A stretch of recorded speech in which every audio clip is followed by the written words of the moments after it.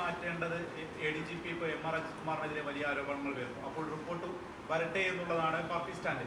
അപ്പോൾ പോലും ഈ ഇതിന് താഴെയുള്ള അല്ലെങ്കിൽ ADGPക്ക് താഴെയുള്ള ആളുകളാണ് ഇത് അന്വേഷിക്കുകയൊക്കെ ചെയ്യുന്നത്.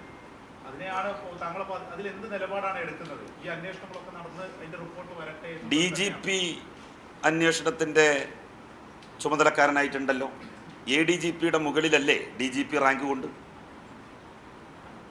DGP ഉണ്ടല്ലോ. DGP മാറ്റണമെന്ന് ആവശ്യപ്പെട്ടല്ലോ ഇങ്ങനൊരു അന്വേഷണത്തിന്. ആര് പറഞ്ഞു? അത് നിങ്ങൾ പറയല്ലേ. ഈ അന്വേഷണ റിപ്പോർട്ട് വന്നാൽ ആ അന്വേഷണ റിപ്പോർട്ടിന്റെ അടിസ്ഥാനത്തിൽ ശക്തമായിട്ടുള്ള നടപടി ഉണ്ടാവും. ഒരു വർഗീയ നിലപാട് വെച്ച് പുലർത്തുന്നവരെയും പോലീസ് സേനയിൽ വെച്ച് പൊറുപ്പിക്കില്ല. 100-ലധികം ആളുകളെ സംസ്ഥാനത്തിൻ്റെ ചരിത്രത്തിൽ ആദ്യമായി പോലീസ് സേനയിൽ നിന്ന് എന്നേക്കുമായി ഡിസ്മിസ് ചെയ്തത് പിണറായി വിജയൻ കേരളത്തിൻ്റെ മുഖ്യമന്ത്രിയും ആഭ്യന്തര വകുപ്പ് കൈകാര്യം ചെയ്യുന്ന സമയത്തല്ലേ? ഇതിനു മുൻപ് എത്ര ആളുകൾ എത്ര കുറ്റങ്ങൾ ചെയ്തിട്ടുണ്ട് പോലീസ് സേനയിൽ?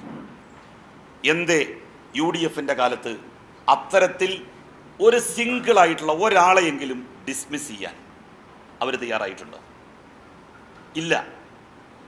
ഡിസ്മിസ് ചെയ്യാൻ, സസ്പെൻഡ് ചെയ്യല്ല, പോലീസ് സേനയിൽ നിന്ന് എന്നേക്കുമായി ഡിസ്മിസ് ചെയ്യാൻ 100-ലധികം ഉദ്യോഗസ്ഥന്മാരെ സസ്പെൻഡ് ചെയ്യാൻ വേണ്ടി ഈ സർക്കാരാണ് തീരുമാനിച്ചത്.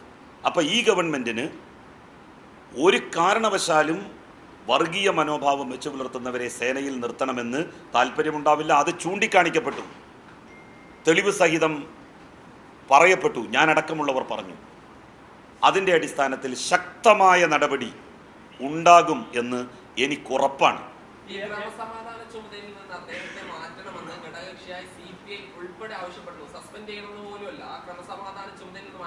എന്തിനാ ക്രമസമാധാന ചുമതലയിൽ നിന്ന് മാത്രം മാറ്റുന്നത്?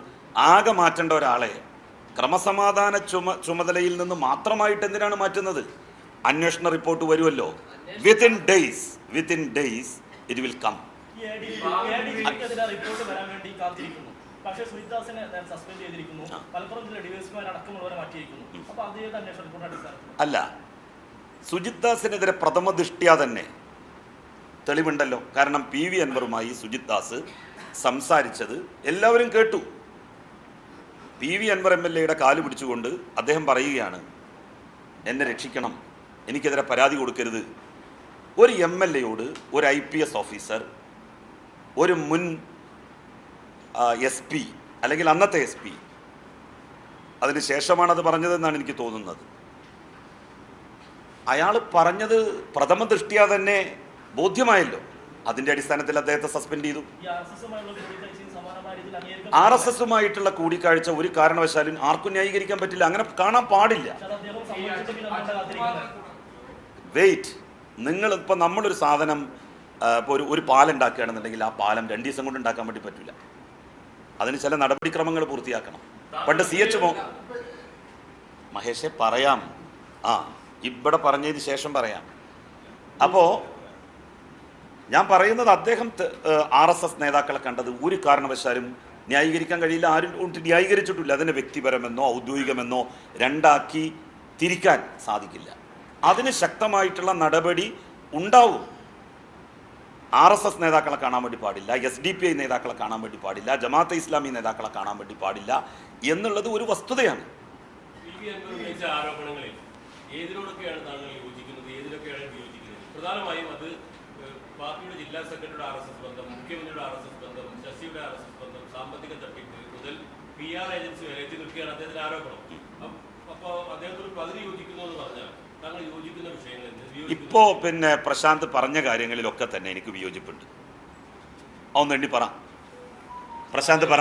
നമ്പർ 1, ജില്ലാ സെക്രട്ടറി RSS ബന്ധമുള്ള ആളാണ്. ശുദ്ധ അസംബന്ധമാണ് ആ കാര്യം. അതിനോട് ഞാൻ ശക്തമായി വിയോജിക്കുന്നു. EN മോഹൻദാസ് പാർട്ടിയുടെ സെക്രട്ടറിയാണ് ജില്ലയിലെ. അദ്ദേഹത്തെ സംബന്ധിച്ച് എതിരാളികൾക്ക് പോലും അത്തരത്തിലുള്ളൊരു അഭിപ്രായം ഉണ്ടാകുമെന്ന് എനിക്ക് തോന്നുന്നില്ല. മറ്റെന്തെങ്കിലും രാഷ്ട്രീയ വിമർശനങ്ങൾ അദ്ദേഹത്തെ സംബന്ധിച്ചുണ്ടായേക്കാം. എന്നാൽ അദ്ദേഹം ഒരു RSSകാരനാണ് എന്ന നിലയിൽ പറയാൻ എനിക്ക് കഴിയില്ല. ഞാനും അദ്ദേഹവുമായി ബന്ധപ്പെട്ടിട്ട് ഇപ്പോൾ ഒരു 18 വർഷം 19 വർഷമൊക്കെ ആയിട്ടുണ്ടാവും അടുത്ത് ബന്ധപ്പെടാൻ വേണ്ടി തുടങ്ങിയിട്ട്. ആ 19 വർഷത്തെ ബന്ധത്തിനിടയിൽ എനിക്കങ്ങനെ ഒന്നും ഫീൽ ചെയ്തിട്ടേ ഇല്ലേ. പിന്നെ രണ്ടാമത്തെ കാര്യം, ശശിയുടെ RSS ബന്ധം എന്ന് പറഞ്ഞു. അതിനോട് ഞാൻ യോജിക്കുന്നില്ല. കാരണം ശശിയുമായി ബന്ധപ്പെട്ട കാര്യങ്ങളുടെ നിജസ്ഥിതി എന്താണ്, ചില കാര്യങ്ങളിൽ അദ്ദേഹം എടുത്ത സമീപനം, ആ സമീപനം എങ്ങനെ ഉണ്ടായതാണ് എന്ന് ശ്രീ പാലോളി മുഹമ്മദ് കുട്ടി പറഞ്ഞു കഴിഞ്ഞു. ഇതേ കാര്യം തന്നെയാണ് കൊരമ്പയിൽ അഹമ്മദ് ഹാജി, മുസ്ലിം ലീഗിൻ്റെ സംസ്ഥാന ജനറൽ സെക്രട്ടറി, എന്നോട് അദ്ദേഹം മരിക്കുന്നതിന് മുൻപ് പറഞ്ഞത്. അപ്പം ഞാൻ പാലോളിയുടെ പ്രസ്താവന വന്നപ്പോൾ ഓർത്തത് കൊരമ്പയിൽ അഹമ്മദ് ഹാജി അന്ന് പറഞ്ഞ കാര്യമാണ്.